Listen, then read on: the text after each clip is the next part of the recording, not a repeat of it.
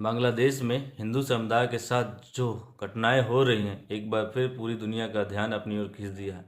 कल एक व्यक्ति को वहां जिंदा जला दिया गया। जिस देश की स्थापना धर्मनिरपेक्षता के आधार पर हुई हो, वहीं आज अल्पसंख्यक हिंदू समुदाय खुद को असुरक्षित महसूस कर रहे हैं।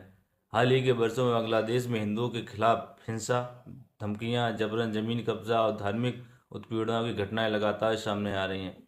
कई रिपोर्ट और स्थानीय संगठनों के अनुसार हिंदू परिवार मजबूरी में अपना घर छोड़कर भारत या दूसरे देशों के पलायन कर रहे हैं। आखिर संख्या क्यों घट रही है? 1947 में बांग्लादेश यानी कि पूर्व पाकिस्तान हिंदू की आबादी लगभग 22% थी। आज घटकर 8% से भी कम रह गई है।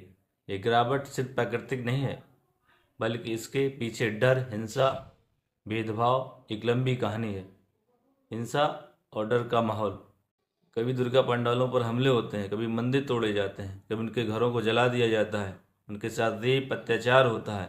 इसके बाद पूरे हिंदू इलाकों को निशाना बनाया जाता है। हाल ही में एक सामने आई दिल दहलाने वाली घटना है, इंसानियत को झकझोर कर देगी, जहां एक व्यक्ति को जिंदा जला दिया गया।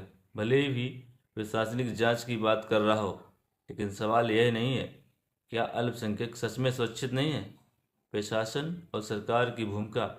बांग्लादेश सरकार हर बार कानून व्यवस्था बनाए रखने की बात करती है, लेकिन ज़मीनी हकीकत यह है ज़्यादातर हमले व आरोपियों पर सख्त कार्रवाई नहीं होती।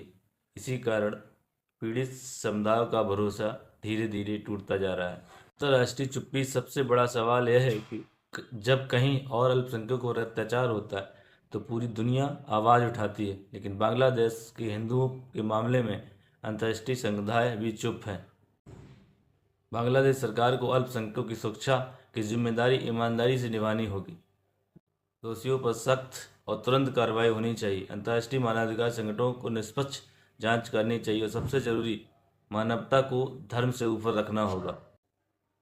हिंदू हो या मुसलमान, किसी भी इंसान को उसकी आस्था के कारण डर में जीने पर मजबूर करना किसी भी सभ्य समाज के लिए शर्म की बात है। अगर आज हम चुप रहे तो कल इतिहास हमसे सवाल पूछेगा कि हम अपने हिंदुओं के साथ क्यों नहीं खड़े हुए।